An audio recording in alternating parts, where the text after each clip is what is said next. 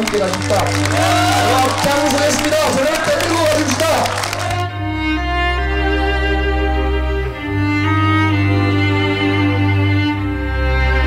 이 인사가 파격적인 것이 아니라 그것을 파격적으로 보는 시각이 타성해져 있다고 생각합니다. 제가 그 서열주의를 존중할 의무는 없습니다. 존중하지 않는다는 뜻입니다. 우리 정치의 발목을 잡고 있는 가장 암적 요소들이 말하자면 지역 분열입니다. 이걸 한번 극복하고 바로잡아보고 싶었던 것이 제 정치적 목표거든요. 창조해 나가겠습니다.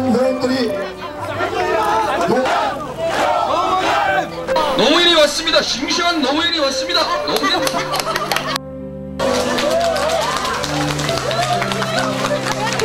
우리 다음 뭐 일정 없지?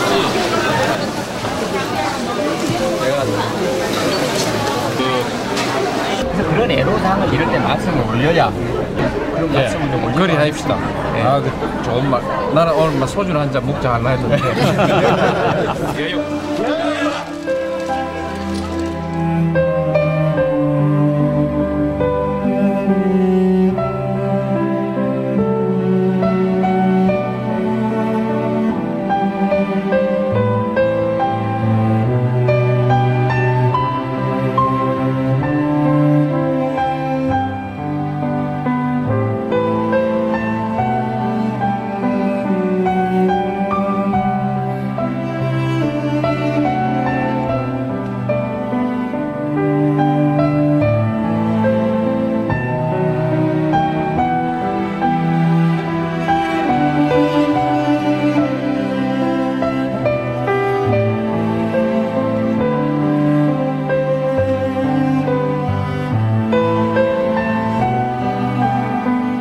서민 대통령 노무현. 지난 주말 노무현 전 대통령의 뜻밖의 서거에 온 국민이 충격에 빠졌습니다. 고향 봉하마을을 비롯해서 전국 곳곳에 마련된 분향소에 애도의 행렬이 끊이질 않고 있는데요. 그 현장부터 함께 가보시겠습니다.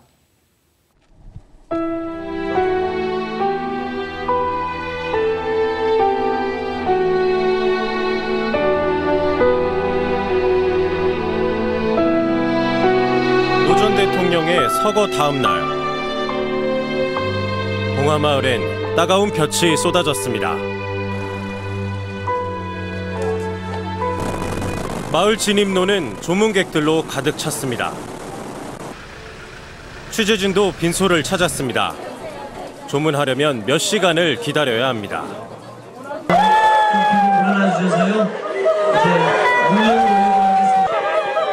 노 전 대통령은 너무 슬퍼하지 말라는 유서를 남겼지만 이걸 지키기는 힘든 일입니다. 가시는 길에 이렇게 화장실 옆에서 너무 마음 아파요. 종봉하셨으면 좋겠어요. 5월 23일 놀던 날이었어요. 학교에서 자습을 하다가 갑자기 인터넷에 긴급 속보로 떠오른 대통령님의 충격적인 소식을 보고 갑자기 눈물이 울컥 났습니다. 아들 건호 씨는 힘 닿는 데까지 빈소를 지켰고 노건평 씨는 잠시 수의를 벗고 마을을 찾아왔습니다. 권양숙 여사는 입관식에 참석하기 위해 그제 새벽 수척한 얼굴로 집을 나섰습니다. 한때 뜻을 같이 했던 정치인들과 저명 인사의 애도가 잇따랐습니다. 너무나 엄청난 충격 때문에 뭐라고 할 말이 없습니다. 우리 민족의 통일을 위해서 비전선을 걸어 넘어가가지고 14 공동선언을 이룩해낸 그 업적은 역사에 길이길이 남을 것입니다. 26일까지 70만 명의 시민들이 조문을 다녀가면서 오열하는 소리가 마을을 뒤덮었습니다. 하지만 여권 인사들은 마을에 발을 들여놓지 못했습니다. 현 정권의 표적 수사 때문에 불행한 일이 벌어졌다는 불만이 터져나온 겁니다.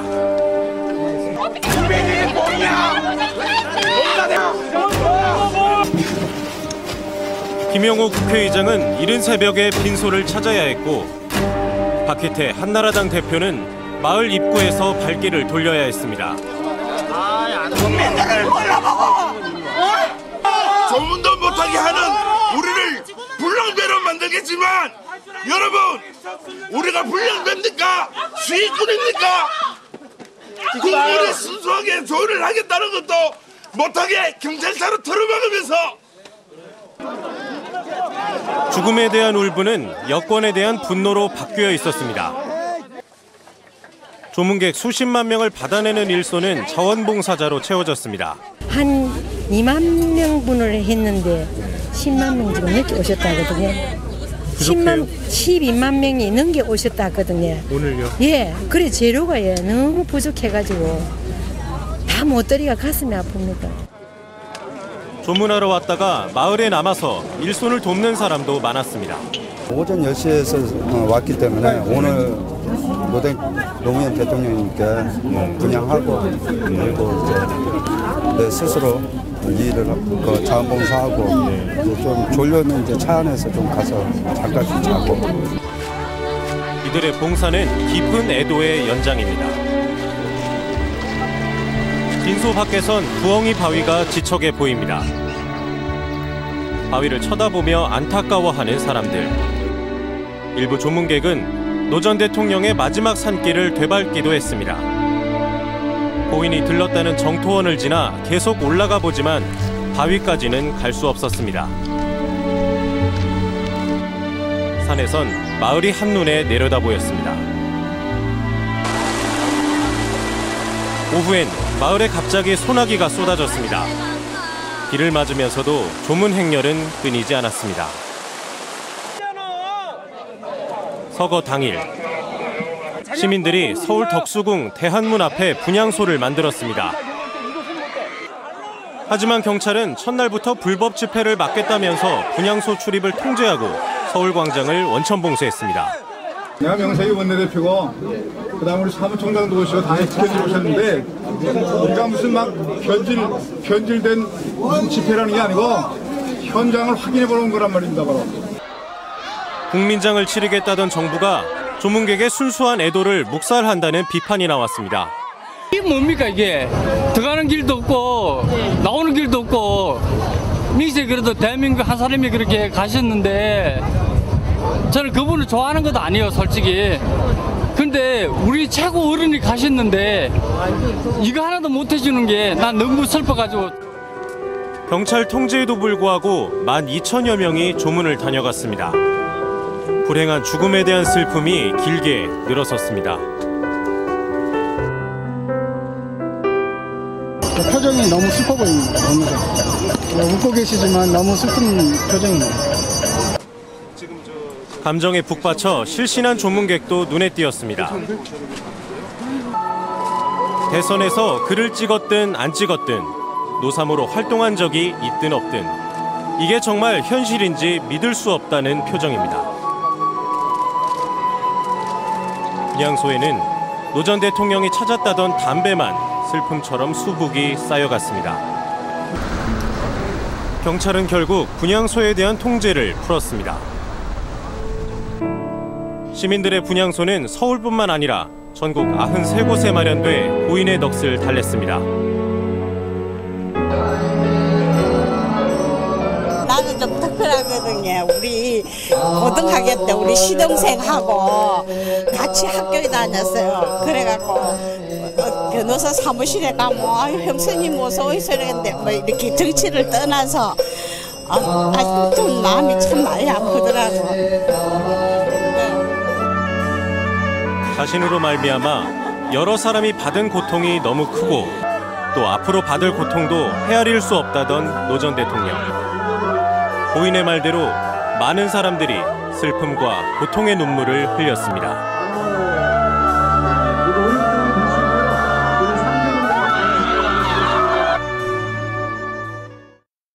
노무현 전 대통령은 퇴임 후에 고향에 내려가서 농사를 지으며 살고 싶다는 뜻을 오랫동안 밝혀왔습니다. 또 실제로도 그렇게 했죠. 하지만 막상 봉하마을에서의 평온했던 삶은 너무나도 짧았습니다. 노 전 대통령의 귀향부터 서거까지 그 마지막 여정을 따라가 봤습니다. 특히 지난 5년간 수고하신 노무현 대통령께 여러분 박수로 한번 격려해 주시기 바랍니다.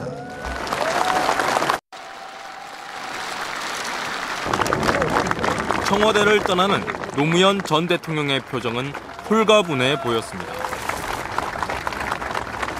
대통령님! 사랑합니다!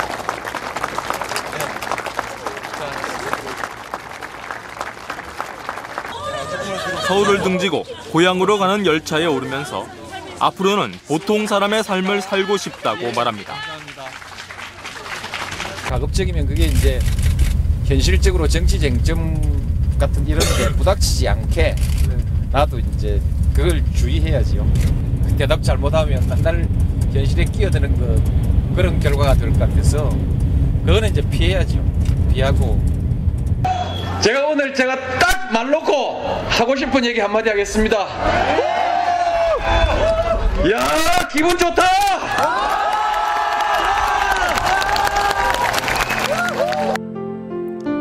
그리고 대통령 노무현은 정말 촌부 노무현으로 돌아간 듯 했습니다.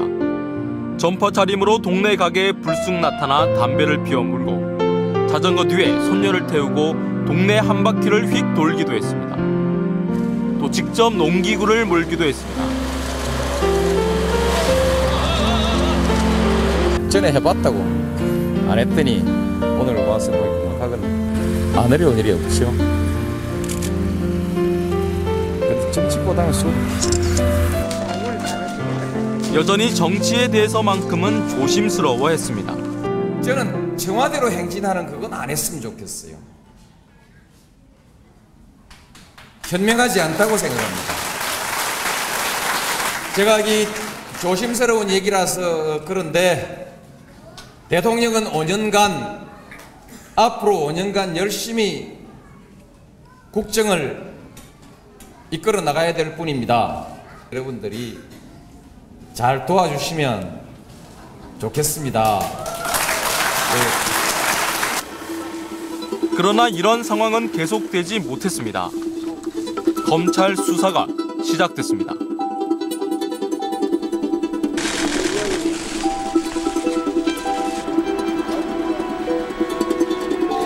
지난 겨울 노 전 대통령은 봉화마을을 찾은 사람들에게 봄에 보자는 마지막 인사를 남기고 긴 치과에 들어갑니다. 취재진은 당시 노 전 대통령을 만났던 한 측근의 이야기를 들을 수 있었습니다. 노건평 씨 구속 일주일 뒤 문안 인사를 갔습니다. 그런데 저한테 절대 정치를 하지 말라고 3시간 동안이나 말하시더군요. 정치 때문에 가족을 돌보지 못하고 가족들도 하고 싶은 일 못하고 주위 사람들에게 고통만 준 것 같다고 말입니다. 자괴감이 너무 심해 보였습니다. 이 측근은 정치를 하지 말라는 노 전 대통령의 태도가 너무나 강경해서 당혹스러울 정도였다고 말했습니다. 그래도 의미 있는 일 많이 하셨다고 말씀드렸는데 다 부질없더라. 무슨 의미가 있나. 내가 잃었든 못 잃었든 다 똑같다고 하셨습니다. 옆에 있던 권 여사는 간간히 한숨만 쉬셨습니다. 하지만 그것으로 끝이 아니었습니다. 검찰 수사는 이미 노 전 대통령을 정조준하고 있었습니다. 3월 4일, 이때는 측근들이 본격적으로 검찰에 소환되기 전이었지만 이때 노 전 대통령이 쓴 글은 마치 앞으로 일어날 일을 예견하고 있는 듯 했습니다. 정치는 얻을 수 있는 것에 비해 잃어야 하는 것이 너무 크다.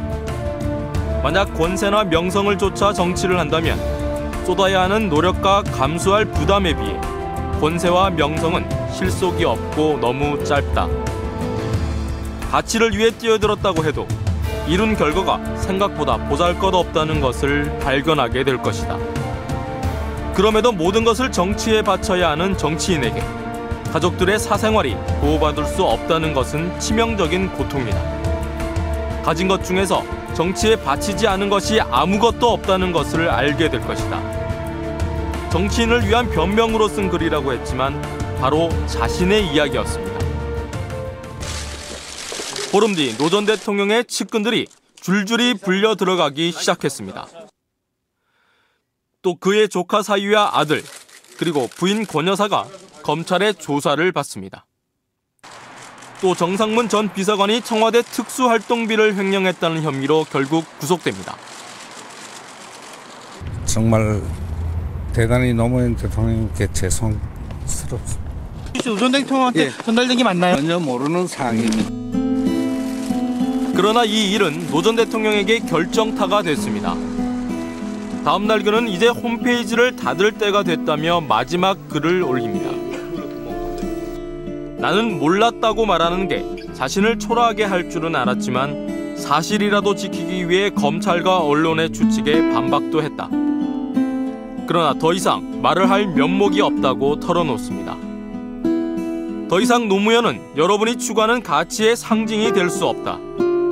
여러분은 저를 버리셔야 한다고 참담한 마음을 토로합니다. 이어 자신에게는 이제 사법 절차 하나만 남아있다고 밝힙니다. 그리고 4월의 마지막 날, 노 전 대통령은 검찰에 출두했습니다. 국민 여러분께 면목이 없습니다. 실망시켜드려서 죄송합니다. 가서 잘 다녀오겠습니다. 국민이 면목 없다고 말씀하셨습니까? 면목 없는 일이죠. 지금 신경을 좀 말씀해 주시죠. 다음에 하시오. 소환 나흘 뒤 대검 중수부가 검찰총장에게 수사 결과까지 보고하면서 이제 검찰이 불구속 수사냐, 구속 수사냐를 결정한 뒤 법원의 판단을 받는 수순만이 남은 것처럼 보였습니다. 그러나 소환 20여일이 지나도록 구속 여부 결정은 계속 미뤄집니다. 대신 딸 정연 씨 부부가 검찰에 불려가고 권양숙 여사 재소환 계획이 발표되고 고급 시계를 버렸다는 등의 이야기가 계속 흘러나왔습니다. 이번 사건 같은 경우는 특수수사의 원칙이 관철되었는가 좀 의문이 있습니다. 수사를 하면서 계속 소문이 밖으로 흘러나오고 피사실 공표가 계속됩니다. 피의자를 부르고 난 뒤도 구속이 이루어지지 않고 계속 사건이 끕니다. 그때부터는 이 당신 입장에서는 그 부분은 아마 극단적인 부분의 상황이 되지 않았을까 싶어요. 빨리 이 치욕스러운 것을 종결하고 싶다는 생각이 더 강하게 나왔을 것 같아요. 소환 조사를 마치고 돌아온 뒤부터 노 전 대통령은 식사도 줄고 말수도 적어졌다고 알려졌습니다. 3일 전에 내가 통닭을 두 마리 여사님 내가 통닭을 두 마리 데리고 갈게요. 술 한잔 합시다. 근데 뭐 건강이 딱 안 좋아 보이셨어요? 네, 건강이 많이 안 좋아 보이죠. 네. 어떤 걸 봤을 때 안 좋아 보이셨어요? 앞에 사람이 이제 얼굴 보면 건강 알 수가 있잖아요. 얼굴이 영모 한자 모양으로 영모. 그리고 권양숙 여사가 검찰에 재소환될 거라던 5월 23일 새벽, 그는 서재의 컴퓨터를 켰습니다. 자신의 가족과 측근 등 수사받은 사람들을 지칭한 듯 여러 사람이 받은 고통이 너무 크고 여생도 남에게 짐이 될 일밖에 없다고 적었습니다. 그리고 미안해하지 마라, 누구도 원망하지 마라는 글을 남겼습니다. 그리고 새벽 5시 45분 같이 산책 가자는 권 여사를 남겨두고 노 전 대통령은 산으로 향합니다. 발길을 부엉이 바위 쪽으로 옮겼고 잠시 뒤 그곳에서 몸을 던집니다.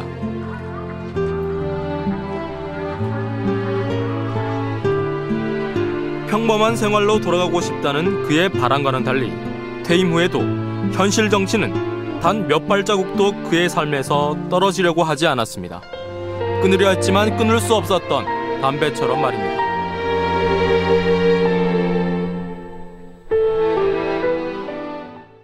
인권 변호사에서 청문회 스타, 그리고 대통령까지 노무현 전 대통령의 정치 인생은 끝없는 도전의 연속이었습니다. 노무현 전 대통령의 굴곡 많았던 정치 역정을 되돌아봤습니다. 절대 권력을 가지고 있는 권부에는 5년 동안에 34억 5천만 원이라는 돈을 널름널름 갖다 주면서 내 공장에서 내 돈 벌어주려고 일하다가 죽었던 이 노동자에 대해서 4천만 원 주느냐 8천만 원 주느냐를 가지고 그렇게 싸워야 합니까? 그것이 인도적입니까? 그것이 기업이 할 일입니까? 답변하십시오. 지난 1988년 말 50비리 국회 청문회장. 초선 의원에 불과했던 노무현 전 대통령은 정연한 논리와 거침없는 언변으로 이른바 청문회 스타로 떠올랐습니다. 밤새워 하루 종일 TV 앞에서 그걸 지켜보다가 저도 모르게 이게 혼잣말이 입 밖에 빠져나왔어요. 그게 뭐냐면 야, 저런 사람이 대통령 되는 나라에 살고 싶다. 인권 변호사 노무현이 정계에 입문하게 된 데에는 정신적 스승으로 알려진 송기인 신부의 권유가 있었습니다. 노 대통령, 그러니까 그때 노무현 변호사가 얘기 중에 그 일리아드 오디세이 그 소설 얘기를 하면서 그 주인 등장 인물들 그 이름을 말하는 거예요. 내가 너무 놀라서 그 이름을 외우고 있나 그러니까 아니 이런 머리 가지고 대학 문도 밟아보지 못한 사회가 정상적인 사회입니까? 이렇게 묻는 거야. 그의 정면 승부 성향은 50 실세 허삼수 후보와의 첫 선거전에서도 고스란히 드러납니다. 허삼수하고 자기 붙으면 자기는 재미있는 선거운동거리가 되겠다는 거예요. 그래서 이제 동구에 출마했는데 당선되리라는 생각 그때 안 했습니다. 본인도 그렇게 생각하고 선거운동 그때 이제 소위 그 군사정권을 비판하는 거 그 주역이다 군사정권 12.12 등 이제 그러니까 아주 재미있게 선거운동을 했습니다. 그런데 그게 또 당선이 되는 거 있죠. 그러나 1990년 1월에 이루어진 3당 합당. 노 전 대통령은 이를 지역주의와 철새 정치의 전형이라며 자신의 정치적 보스였던 김영삼 전 대통령과도 결별하게 됩니다. 지역 분열 정치에 맞서 92년에 이어 95년에도 부산 지역에서 야당 후보로 출마하지만 결국 모두 실패합니다. 14대 국회의원 선거에서 낙선되시지 않으셨습니까? 물론 섭섭하지요. 네. 그러나 세상 일이 다 마음대로 되는 것만 있나요? 네. 그래도 요즘은 그 일에 쫓기니까 네. 잊어버리고 네. 열심히 합니다. 이후 그는 음식점 경영에도 뛰어들게 됩니다. 떳떳한 정치 자금을 위해 총선 낙선자 10여 명과 함께 하로 동선이란 고깃집을 열었지만 이 또한 성공하지 못했습니다. 먹는 거 아니에요? 하로 동선이 하성 동로가 되기 위하여. 그러나 정치 1번지라는 서울 종로에서 당당히 당선돼 재기의 발판을 마련합니다. 국회에서 일할 수 있게 돼서 참 기쁘고요. 무엇보다도 저를 당선시켜 주신 종로 구민들에게 감사드립니다. 하지만 여기서 안주하지 않는 그는 2000년 총선에서 종로 지역구를 버리고 또다시 부산으로 향했습니다. 사자도 살아서 돌아온 놈은 키워준다고 하니까 저 노무현이도 이제 살아서 돌아왔으니까 부산서 책임지고 키워주실 거 아닙니까? 또다시 낙선의 고백. 그러나 선거가 끝난 2달 뒤 예상치 못한 일이 생겼습니다. 원칙의 정치인 노무현을 돕겠다며 30, 40대 네티즌들이 중심이 돼 최초의 정치 팬클럽인 노사모가 결성됐습니다. 노 후보의 이 정치적인 꿈, 말하자면은 그 동서통합이라든지 이런 것이 이루어진다면은 저는 뭐든지 다 내놓습니다. 15년간 그렇게 살아왔고요. 노무현의 정치 행보가 사람들의 마음을 움직이기 시작했고 2002년 4월 이인재 후보를 꺾으면서 민주당의 대선 후보로 선출됩니다. 개혁과 통합이라는 새로운 희망을 만났습니다. 그 희망을 현실로 만드는 일이 우리 앞에 놓여 있습니다. 새로운 나라를 만드는 일입니다. 여러분 함께 하십시다.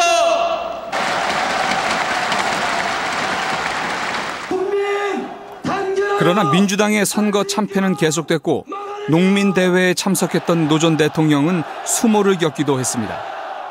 한국 농업 반드시 살려내겠습니다.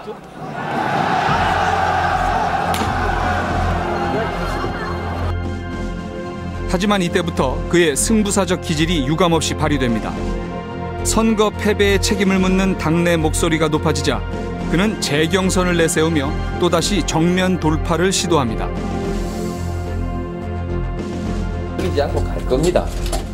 또 혹시 그보다 더 나쁜 상황이 나한테 생기더라도 저는 후보로서의 의무를 다할 생각입니다. 하지만 월드컵 붐을 타고 등장한 정몽준 후보와 당내 반노 세력이 또 다른 장애물이 됐습니다. 그러나 그의 가슴에 흐르는 피눈물을 왜 보지 못하겠습니까? 그렇게 처참하게 깨지고도 농부는 밭을 탓하지 않는다면서 우리를 울린 사람입니다. 그는 TV 토론과 여론조사 결과로 단일 후보를 결정하자며 또 한 번의 도박을 감행합니다. 결국 정몽준 후보를 누르고 야권 후보 단일화에 합의하면서 그는 대선 승리의 돌파구를 마련합니다.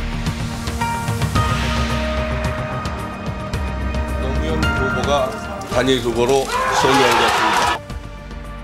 오기와 뚝심으로 뭉쳐진 그의 집념이 다시 한번 저력을 발휘한 순간이었습니다.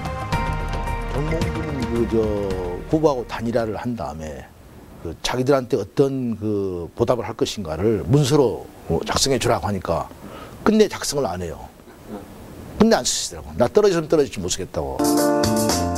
이때부터 바보 노무현을 지지하는 여론이 영호남 지역주의에 지친 표심을 자극하기 시작합니다. 중산층과 서민의 시대, 보통 사람들이 대접받는 시대 함께 가십시다. 제가 앞장서겠습니다. 저를 데리고 가십시다. 특히 노사모의 바람은 영호남을 아우르며 2002년 대선에서 이른바 노풍을 일으킨 기폭제가 됩니다. 서민과 중산층의 눈물을 닦아줄 사람은 누구입니까? 정치에 무관심하던 젊은 층의 자발적인 선거 참여로 축제 열기가 넘쳐났고 국민들이 모은 개미 후원금이 석 달 만에 무려 67억 원이 넘어서면서 선거 혁명으로 이어졌습니다. 내가 정치를 바꾼다 이렇게 생각했는데 보니까 국민들이 정치를 바꾸고 있거든요. 저들의 풍부로 꽃잎을 보라. 노 전 대통령 특유의 감성 정치도 표심을 움직이는 데 한몫했습니다.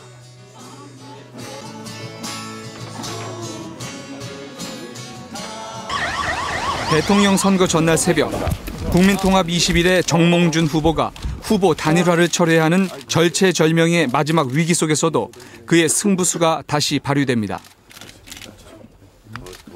8. 국민은 어느 후보를 선택했나?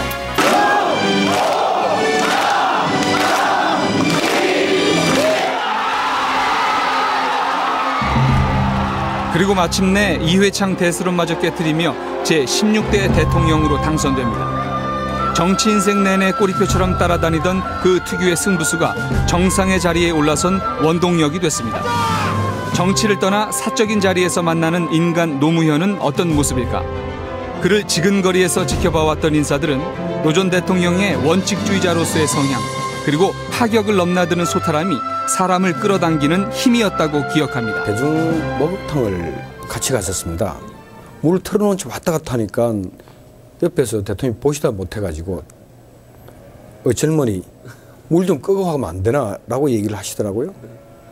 근데 그 젊은이 덩치가 이랬어요. 그거 보면서 저도 목욕탕 가면 그런 부분들 유심히 봅니다만 저는 그렇게는 못하고 옆에 가서 살짝 꺼주고 나옵니다. 화장실에서 우연히 이렇게 나란히 서서 용면을 보게 돼 기회가 있었는데 대통령께서 저를 이렇게 돌아보시면서 해보니까 어때요? 이렇게 이야기를 하시더라고요. 악몽 같습니다. 이렇게 말했어요. 그 말을 하고 사실은 아차했죠. 아무 얘기나 이렇게 속 깊은 얘기를 해도 좋을 것 같은 느낌 때문에 생기는 일종의 약간의 착종 현상이라고 할까요? 노무현 전 대통령은 이렇게 대통령이 된 이후에는 여러 분야에 걸쳐서 노무현식 정치 실험을 시도했습니다. 언제나 저항에 부딪혔지만 피해가지 않았고 또 애둘러가지도 않았습니다. 대통령 노무현, 그 5년의 공과를 짚어봤습니다.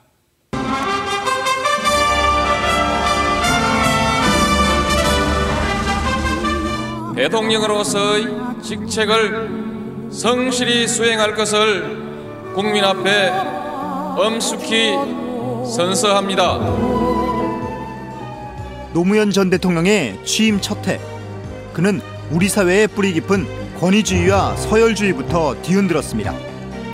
참여정부의 첫 장관으로 이장과 군수를 지낸 김두관 행정자치부 장관과 40대 여성 변호사 출신의 강금실 법무부 장관을 전격 기용한 겁니다. 강 장관은 당시 검찰총장보다 사법고시 기수가 11기나 낮았습니다. 제 이번 이 인사가 파격적인 것이 아니라 그것을 파격적으로 보는 시각이 타성해져 있다고 생각합니다. 제가 그 서열주의를 존중할 의무는 없습니다. 그럴 이유는 없습니다. 존중하지 않는다는 뜻입니다. 지금 대통령께서 강 장관의 임명을 놓고 검찰의 불만이 수그러들지 않자 TV로 생중계되는 검사와의 대화를 여는 등 파격 행보를 이어갔습니다. 분위기가 격해지면서 아슬아슬한 말들이 긴장감을 고조시키기도 했습니다. 대통령에 취임하시기 전에 부산 동부지청장에게 청탁 전화를 하신 적이 있습니다. 이쯤 가면 막 하자는 거죠. 우선 일이 되면 양보 없는 토론을 할 수밖에 없습니다. 청탁 전화 아니었습니다. 이후 노 전 대통령은 검찰을 권력으로부터 해방시키겠다고 선언했습니다. 검찰과 함께 권력의 오른팔로 부리던 국세청과 국가정보원도 마찬가지였습니다. 업무에 관한 구체적인 지시를 하신 일은 제가 재임하는 동안에는 거의 없었습니다. 그러니까 이 국정원의 독자성을 그만치 보장을 해주시면서 또는 정보기관의 이 어떤 정치적 이용성 이런 것을 철저히 경계하셨다. 권위주의를 타파하겠다는 노 전 대통령의 의지는 청와대 업무에도 큰 변화를 가져왔습니다. 우선 회의에 들어오셨을 때 인사를 대통령께서 먼저 하시는 거 그런 것도 하나 중요한 예가 아닌가 싶고요. 그리고 과거처럼 이렇게 독대, 소위 소수의 사람에게서만 보고를 받고 결정을 하는 이런 것들이 거의 없고. 2003년 하반기 검찰의 대선 자금 수사가 시작됐습니다. 검찰의 칼날은 여야를 가리지 않았습니다. 한나라당은 찻대기 정당이라는 오명을 얻었고 노 전 대통령은 측근인 최도술, 안희정 씨가 구속됐습니다. 그는 당시에도 측근들의 잘못에 대해 자신이 책임을 지겠다고 나섰습니다. 이와 같은 불미스러운 일이 생긴 데 대해서 국민 여러분들께 깊이 사죄드립니다. 아울러서 책임을 지려고 합니다. 여러 가지 국민들의 불신에 대해서 국민들에게 제 신임을 묻겠습니다. 그러나 재신임 카드는 정치권의 반대와 헌법상의 문제로 무산되고 맙니다. 한나라당 등 야당은 그를 더욱 몰아붙였습니다. 2004년 3월 12일 야당들은 결국 노 전 대통령에 대해 선거 개입과 측근 비리 등의 이유로 탄핵 소추안을 의결합니다. 가 193표, 부 2표, 대통령 노무현 탄핵 소추안은 선포합니다.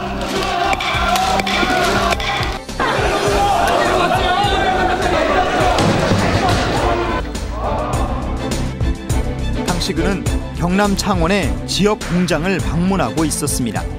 결코 좌절하지 않겠습니다. 포기하지 않겠습니다.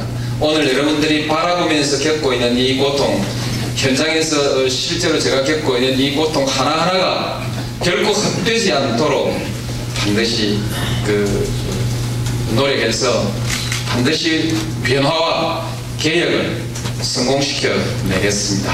여러분 감사합니다.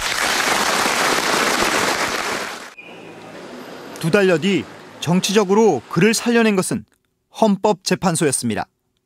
탄핵 결정에 필요한 재판관의 정족수에 이르지 못하였으므로 이를 기각하기로 하여 주문과 같이 결정한다. 주문, 이 사건 심판 청구를 기각한다. 대통령직에 돌아온 그는 자신의 국정과제에 더욱 매달렸습니다.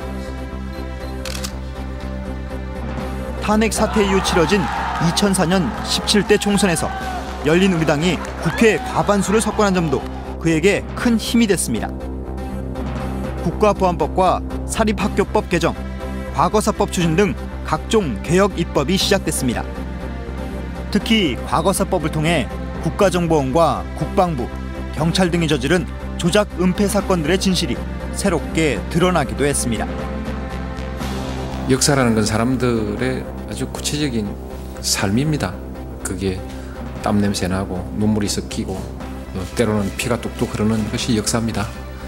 그렇기 때문에 사람들 마음에 어떤 형태로든 맺힌 골을 풀어나가는 과정이 만족하지 않더라도 굉장히 의미가 있습니다.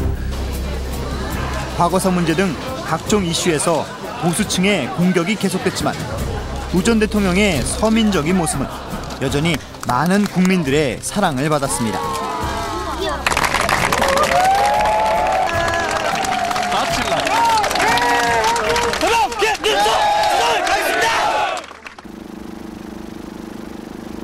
그런데 2005년 이후 그의 부동산 정책이 시작되면서 서민들의 마음은 조금씩 흔들리기 시작했습니다. 당초 노 전 대통령의 목표는 고가주택 소유자들과 부동산 자산가들이었습니다. 그는 이들에게 종합부동산세 등 높은 세금을 부과했습니다. 대통령이 강남 사람들한테 무슨 유감이 있는 거 아닌가? 결코 그렇지 않습니다. 강남 사람 돈 버는 것이 배가 아파서 그런 것이 아니고 부동산에 거품 들어갔다가 그 거품 꺼질 때 편안했던 경제가 없지 않습니까? 그런데 문제는 부동산 세금을 올려 집값을 잡겠다는 정책이 일반 국민들에게도 큰 부담이 됐던 것입니다. 그는 직접 해명에 나섰지만 서민들의 불만은 쉽게 가라앉지 않았습니다. 전 봉급자들이 지금 골기할 것만 같은 생각이 드는데 겁이 나요. 어디 갔다가 이게 돌 맞는 거 아닌가 싶고 겁이 나는데 내 소득이 상위 20% 아니다 하거든. 일단 조금 한숨 돌리고 좀 봐주시고요. 위대한 비판으로 대외 정책에서도 그는 자신의 지지자들과 보수층 모두에서 비난을 받았습니다. 우선 지난 47년간 미국이 갖고 있던 한반도 전시작전 통제권을 우리 군이 돌려받도록 한 겁니다. 안보 불안을 이유로 원로 군 장성들의 반대 성명이 이어졌지만 그는 자신의 뜻을 굽히지 않았습니다. 미국한테 매달려가지고 바지가랑이 매달려가지고 미국 엉덩이 뒤에서 숨어가지고 형님 백만 믿겠다. 이게 자주국가의 국민들의 안보 의식일 수가 있겠습니까? 그래서 작동권 회수하면 안 된다고 줄줄이 모여가가지고 성명 내고 자기들의 직무유기 아닙니까?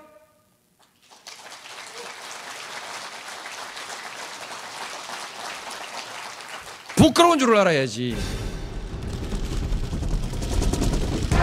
한미양국은 결국 2007년 2월, 오는 2012년 4월부터 한반도 작전 통제권을 한국군이 행사한다는데 전격 합의했습니다. 요동치는 한미 관계 속에서 그는 몇 달 뒤엔 정반대의 정책을 추진합니다. 반미 성향의 지지자들이 반대할 한미 자유무역협정을 체결한 겁니다. 한미 FTA를 반대하는 거리 시위가 계속됐고 그의 하야를 요구하는 목소리들이 터져나왔습니다. 그러나 그의 소신은 변함이 없었습니다. 고등학교 졸업한 것만 해도 되는데 왜 자꾸 대학 가라고 하냐 이런 것이거든요. 그래서 어차피 그 세계 시장은 통합됩니다. 그것이 세계 대세입니다. 어쩔 수 없이 통합되니까 이제 우리도 그 안에서 살아남도록 좀 이제 열심히 하는 수밖에 없습니다.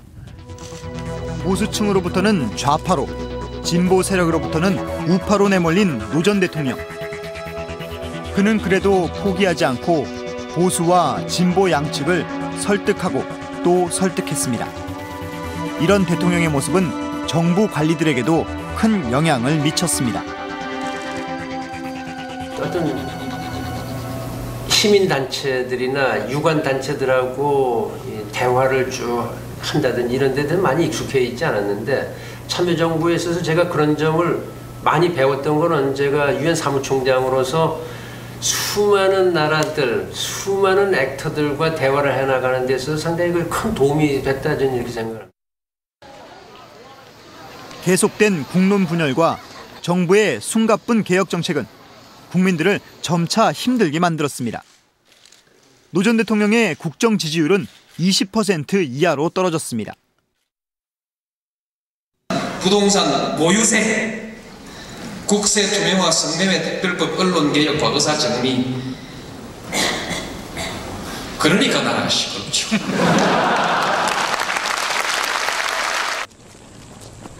제2차 남북 정상회담 발표는 이런 상황에서 이루어졌습니다. 2007년 10월 그는 걸어서 군사분계선을 넘었습니다.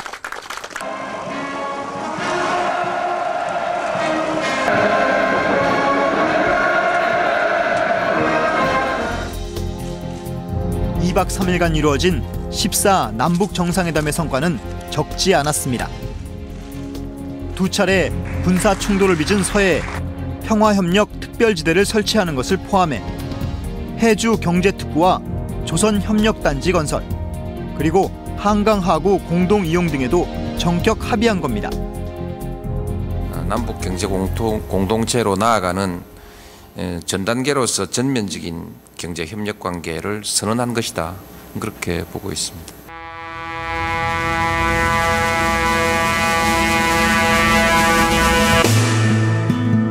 진보로 시작해 실용으로 끝난 자신의 임기를 그는 이렇게 평가했습니다. 대통령이 해야 된다 하는 그런 책무에 관해서는 열심히 했고 대강 그게 남기지 않고 대강 정리를 한 거라고 생각합니다. 또 거기에 대해서 뭐 할 만큼은 적어도 그 성과가 그렇게 나쁘진 않다.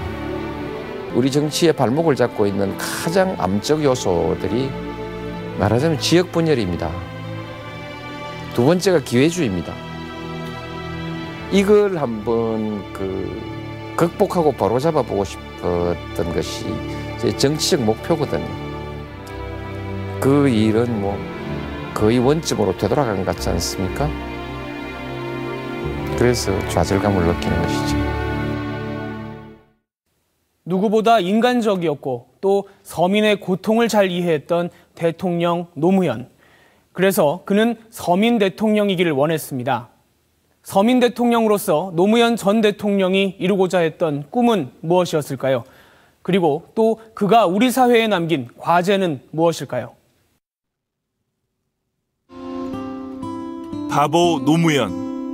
항상 쉬운 길과 타협하지 않고 바보처럼 어려운 길을 고집하는 그에게 붙은 별명이었습니다. 그 이제 2000년 4.15 총선에 지고 난 다음에 노사모가 만들어지면서 이제 인터넷 안에서 바보 노무현이라는 말이 떠돌아다니기 시작했었어요. 이제 그때 내가 부산에 이제 도전해서 3번째 떨어졌으니까. 기분 나쁠 수도 있는 이 별명을 생전에 노 전 대통령은 가장 아꼈습니다. 영원한 비주류이며 영원한 도전자였던 자신을 잘 표현했다고 믿었기 때문입니다. 내가 그동안에 사람들이 나한테 붙여줬던 별명 중에서 제일 마음에 드는 별명입니다. 정치하는 사람들이 바보 정신으로 정치를 하면 나라가 좀 잘 될 거라고 생각합니다. 어쨌든 그냥 바보 하는 그게요. 그냥 좋아요. 이길 수 없는 줄 알면서 무모하리만큼 바보처럼 계속 부딪혔던 것은 지역 감정이라는 벽이었습니다. 몇 차례 절체절명의 정치적 위기를 맞으면서도 끝까지 포기하지 않던 정치 인생의 화두였습니다. 제가 성취하고자 하는 것은 지역구도 해소입니다. 지역구도 해소는 하나의 과정일 뿐이고 우리 정치를 향상시키자, 재건축하자는 것입니다. 전국 정당을 표방한 열린우리당을 창당하고 선거법 개정에 목을 맨 것도 같은 맥락에서였습니다. 임기 말에는 개헌, 4년 중임제 개헌을 다시 한번 제안하는 형태로 나타났습니다. 즉 대통령은 지역주의를 해체하기 위해서는 정치권의 제도적 개선이 가장 지름길이라고 현실 정치인으로서 확신을 하셨던 것 같습니다. 노 전 대통령이 평생 심혈을 기울인 또 다른 개혁의 축은 권위주의 청산이었습니다. 탈권위주의는 그의 삶의 방식 그 자체였습니다. 최고 권력자의 자리에 올라서도 제왕적 대통령제를 청산하기 위해 부단히 노력했습니다. 대통령하고 저녁 약속 시간을 했는데 30분을 늦은 적이 있었어요. 대통령하고 약속해서 이렇게 늦은 국회의원이 군대 좋아졌다 이런 농담했던 크게 부담이 안 되는 그런 정도의 좀 편한 그런 모습이 기억이 납니다. 검찰과 국가정보원, 국세청 같은 권력기관의 정치적 중립화를 추진하며 반칙과 특권 없는 사회를 만들려 애썼습니다. 이런 권력기관들을 정치적으로 활용하지 않으려고 했고 그뿐만 아니라 일정한 정도의 자율성이라든지 독립성을 부여하려고 애를 썼습니다. 사실 쉽지 않은 선택이었으라고 생각이 되고요. 그리고 이런 모습은 서민 대통령이라는 이미지를 굳혀줬습니다. 스스로 권력을 포기하는 그런 대통령을 역사상 찾아볼 수 없기에 국민들은 신기해하면서도 친근해했습니다. 퇴임 후 고향인 봉하마을에서 농사를 짓는 소박하고 정겨운 모습에 국민들은 박수를 보냈습니다.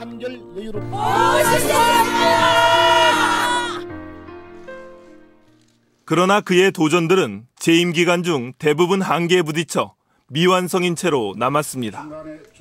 지역주의를 깨겠다는 꿈은 그가 만들었던 열린우리당의 해체처럼 신기루처럼 사라졌습니다. 지역구도로의 분열을 뛰어넘고 그런 정당으로 발전할 것이라는 희망과 기대가 있었거든요. 근데 그게 너무 허무하게 무너져 버리니까 너무 힘들었죠. 그가 추진한 이슈는 격렬한 사회적 갈등을 일으키며 큰 후유증을 남긴 경우가 적지 않았습니다.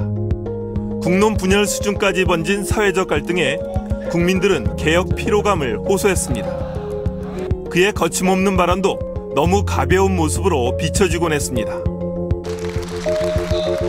좋게 말하면 탈권위적인 어법인데 그거 어떻게 보면은 세속적인 어법을 그대로 씀으로써 본인은 국민과 눈높이를 맞춰간다고 생각할 수 있지만 국민들이 볼 때는 좀 격식이 떨어진다거나 내지는 만만하게 보는 그런 쪽으로 간 거예요. 노 전 대통령의 표현대로 그는 새 시대를 완전히 열어젖히지 못하고 낡은 시대를 극복하고자 노력한 구시대의 막내였습니다. 참여정부 대통령은 설거지 대통령입니다. 20년, 30년군 묵은 과제들을 다 해결을 했습니다. 어그러진 역사를 바로 펴기 위해 그가 우리에게 던진 화두는 여전히 미완성의 숙제로 남아 있습니다. 노무현 대통령 스스로가 갖고 있었던 바보 대통령으로서의 이미지 그리고 서민 대통령으로 이미지란 것들이 드디어 그 소중한 것이었다라는 점들을 대중들이 깨달았고 그 다른 정치인과는 다르게 이런 두 가지 이미지를 갖고 있는 대통령이 사라졌다는 것 게다가 자살을 통해서 죽었다는 것 이것에서 엄청난 비통을 느끼는 거죠. 길고 긴 추모의 인간띠가 전국을 뒤덮고 있습니다. 많은 국민이 슬픔과 충격 속에 잠겨 있습니다. 바보를 자처한 서민의 대통령. 항상 낮은 곳에 귀 기울이고 함께 뜨거운 눈물을 흘려줬던 사람. 무직하게 험한 길만 고집한 정치인. 역사적 평가를 뒤로한 채 불꽃 같은 삶을 마감했습니다. 순수하고 따뜻했던 인간 노무현을 국민들은 아쉽게 떠나보내고 있습니다.